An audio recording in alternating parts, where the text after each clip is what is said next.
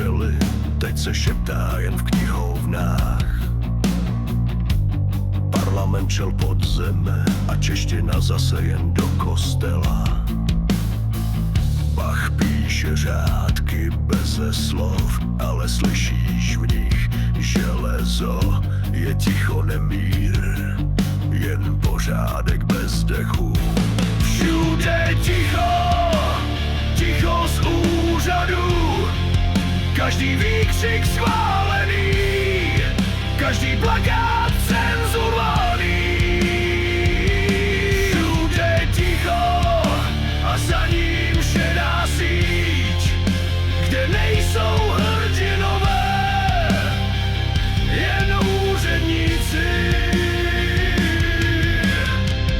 Vlaky jedou, stroje hučí, ale duše stojí na místě. Stavíme říši na kolejnicích, bez otázek, bez cíle. Silvestrovské patenty zrušily i poslední sen. Ne zakázáním, ale tím, že už jsme se přestali ptát. Všude ticho, ticho z úřadu. Každý výkřik schválený, každý plakát cenzurovaný.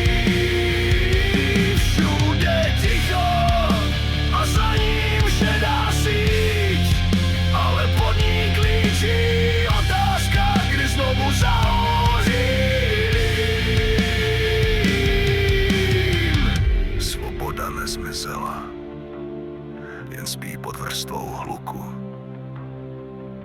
A jednoho dne se zvedne jako stín, co neodpustí.